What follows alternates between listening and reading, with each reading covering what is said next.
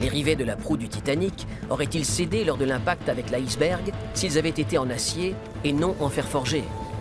Pour répondre à cette question, il faut les analyser sur l'épave. Une mission rendue possible seulement 86 ans après le naufrage.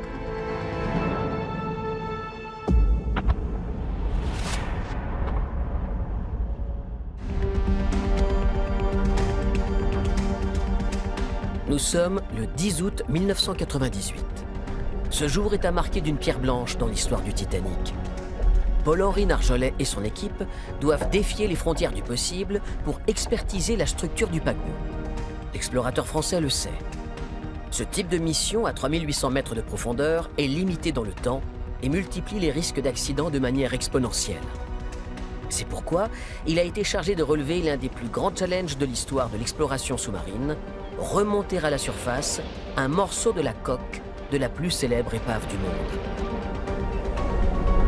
On a commencé à chercher au fond quelque chose qui ne soit pas trop gigantesque, parce qu'on a trouvé des morceaux. Je me disais, je regardais le morceau, je me disais, ça fait 200 tonnes, on n'est pas capable de faire ça. Après une exploration millimétrée de la zone, Paul-Henri Nargeolet repère la pièce idéale. Un morceau de 20 tonnes, soit le poids d'une semi-remorque, répartie sur 26 mètres carrés d'envergure. Ce n'est pas une partie de la proue où l'iceberg a heurté le Titanic. C'est un fragment du flanc tribord de la coque, situé au niveau des cabines de première classe. Mais cette pièce est plus facilement accessible et son étude devrait permettre de répondre à plusieurs interrogations sur les rivets. L'avantage de ce morceau, c'est qu'il avait énormément de rivets dessus, il avait des hublots, il était assez représentatif du type de construction du bateau. Mais comment faire pour remonter cette immense pièce à la surface? Les enjeux sont multiples et la moindre erreur peut être mortelle pour l'équipage du sous-marin. Après réflexion, les scientifiques décident d'opter pour une technique novatrice, la baudruche à gasoil. L'idée est simple. Il suffit de remplir cet énorme ballon avec de l'essence et d'utiliser la différence de densité avec l'eau de mer pour remonter le morceau de coque. On les remplit dans l'eau, avec une pompe, etc. Après, on met un poids qui permet de descendre cette baudruche jusqu'au fond. Mais ce qu'il faut faire, c'est réduire la flottaison. C'est la méthode que Paul-Henri voulait utiliser. Une fois remplie, une baudruche a une capacité de levage de 3 tonnes. Seulement, la pièce en pèse plus de 20. Pour y remédier, les spécialistes créent un ingénieux système permettant d'assembler 7 ballons et répartir ainsi le poids. Une fois aux abords de l'épave, les baudruches sont accrochées le long d'un câble relié à la pièce du Titanic grâce aux bras articulés du sous-marin. Une fois la manœuvre terminée, Paul-Henri Nargeolet et son équipe n'ont plus qu'à déclencher le dispositif depuis la surface.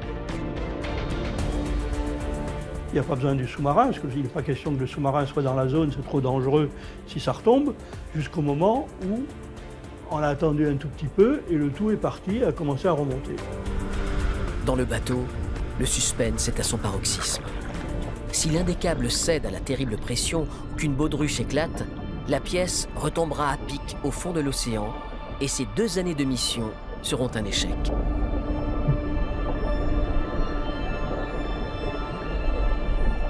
Lorsque soudain,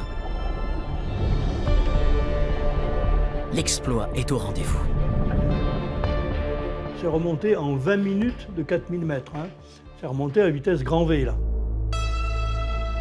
C'est la première fois dans l'histoire de l'humanité qu'une telle prouesse est réalisée. Ce fragment de coque du paquebot le plus célèbre de tous les temps est le chaînon manquant d'une enquête impossible. Mais il n'est pas le seul. Car au cours de cette expédition, ces pros des fonds marins ont également réussi le tour de force de ramasser près de la proue de l'épave ces quelques rivets en fer forgé. Ces pièces à conviction permettront-elles de comprendre aussi les secrets de fabrication du Titanic l'ont précipité vers la catastrophe? Serviront-elles à savoir si une telle tragédie aurait pu être évitée si les choix de construction avaient été différents? Avant que les expéditions scientifiques et médico-légales ne soient menées sur le Titanic, il y avait de nombreuses théories sur l'utilisation d'un métal imparfait, d'un acier et de rivets de mauvaise qualité. Où est la vérité? Jennifer Hooper est experte en métallurgie. La chercheuse s'est donné comme objectif de résoudre cette énigme. Elle va enfin pouvoir mesurer la qualité de ces petits joints. Elle est loin de s'imaginer l'incroyable découverte qu'elle va faire. En fin de compte, n'importe quel navire aurait pu couler à la suite de cette collision. Ce que nous voulons faire, c'est comprendre véritablement, compte tenu des matériaux qui étaient les meilleurs à l'époque, quel rôle ont-ils joué.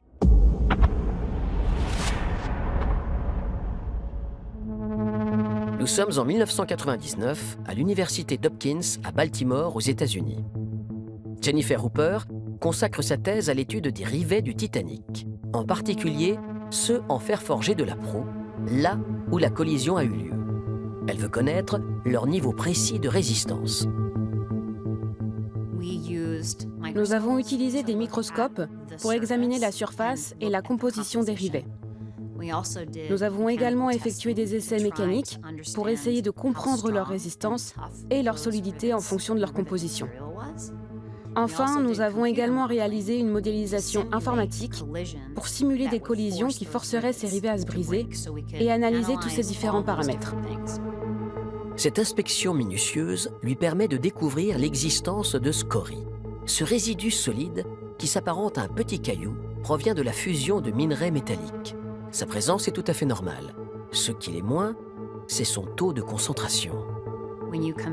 Lorsqu'on compare le fer du Titanic à d'autres matériaux de ce type, on constate la présence de très grosses scories. Et cela indique que le métal n'a pas été suffisamment travaillé.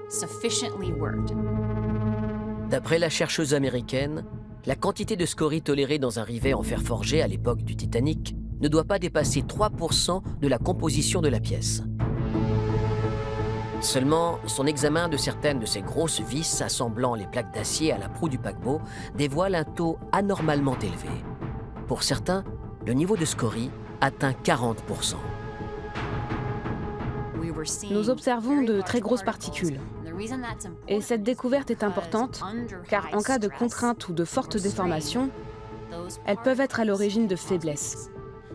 Donc la question n'est pas de savoir si le navire devait couler, mais plutôt à quelle vitesse.